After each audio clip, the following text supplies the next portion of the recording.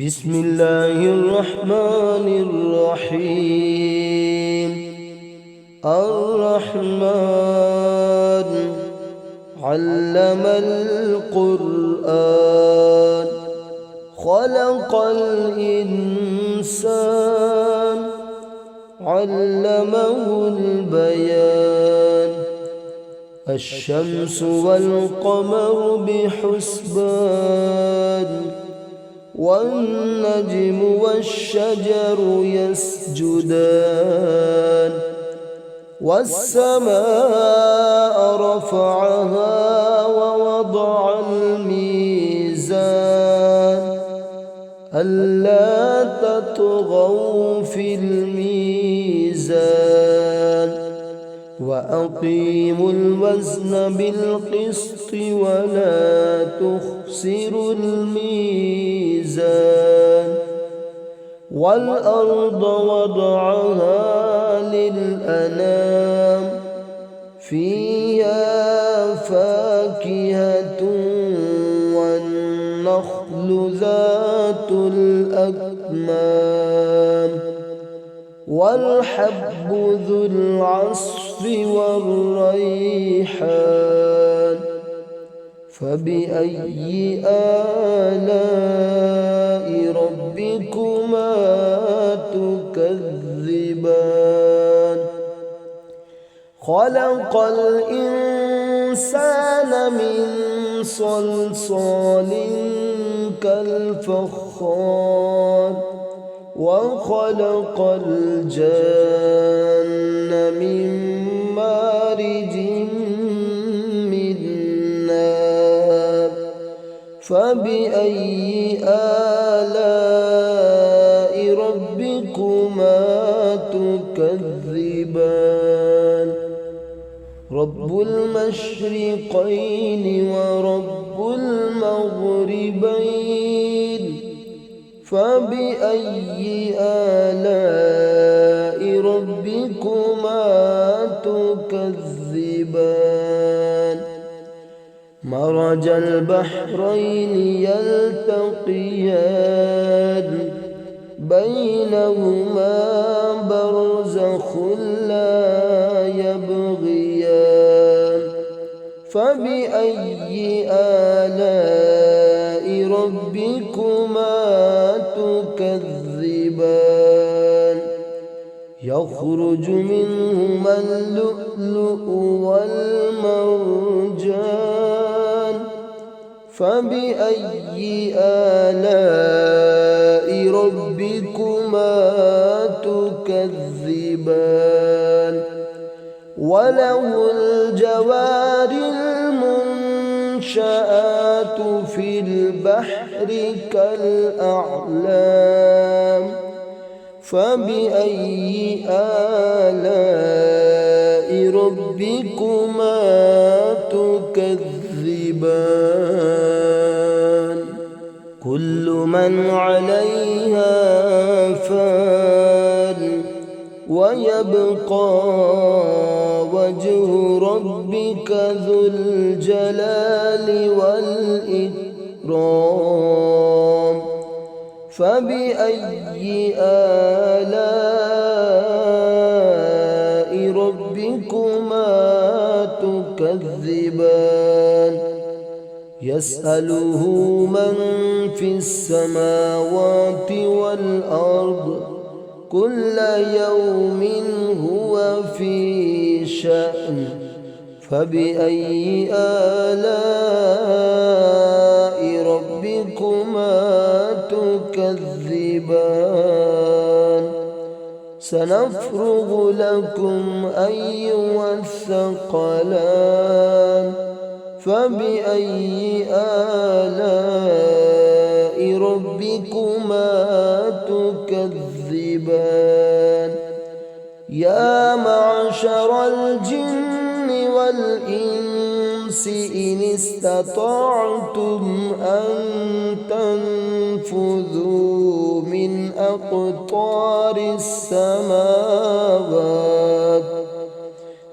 أقطار السماوات والأرض فانفذوا لا تنفذون ينفذون إلا بسلطان فبأي آلاء ربكما تكذبان يرسل عليكما شواظ من نار ونحاس فلا تنتصران فبأي آلاء ربكما تكذبان فإذا انشقت السماء فكانت وردة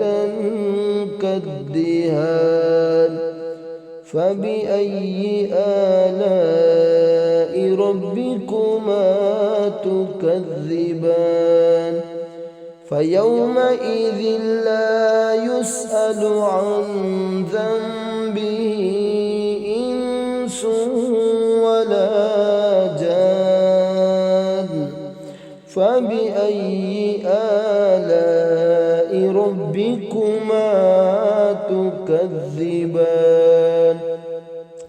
يعرف المجرمون بسيماهم فيؤخذ بالنواصي والأقدام فبأي آلاء ربكما تكذبان هذه جهنم التي يكذب بها المجرمون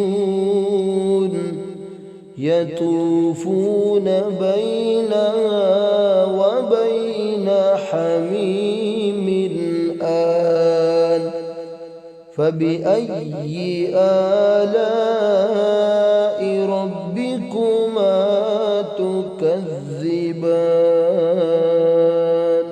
ولمن خاف مقام ربه جنتان فبأي آلاء ربكما تكذبان ذواتا أفنان فبأي آلاء ربكما تكذبان فيهما عينان تجريان فبأي آلاء ربكما تكذبان فيهما من كل فاكهة زوجان فبأي آلاء ربكما تكذبان متكئين على فرش بطائنها من استبرق وجنى الجنتين دان فبأي آلاء ربكما تكذبان فيهن قاصرات الطرف لم يطمثهن إنس قبلهم ولا جان فبأي آلاء ربكما تكذبان كأنهن الياقوت والمرجان فبأي آلاء ربكما تكذبان هل جزاء الإحسان إلا الإحسان فبأي آلاء ربكما تكذبان ومن دونهما جنتان جنتان فبأي آلاء ربكما تكذبان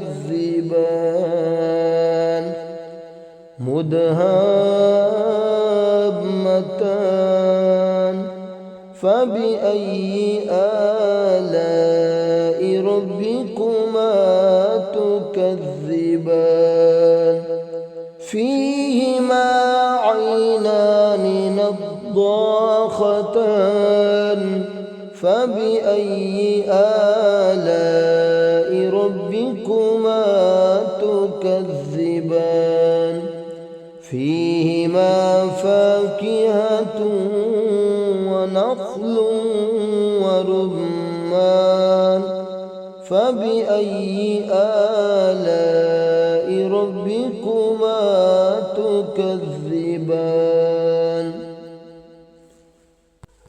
فيهن خيرات حسان فبأي آلاء ربكما تكذبان حور مقصورات في الخيام فبأي آلاء ربكما تكذبان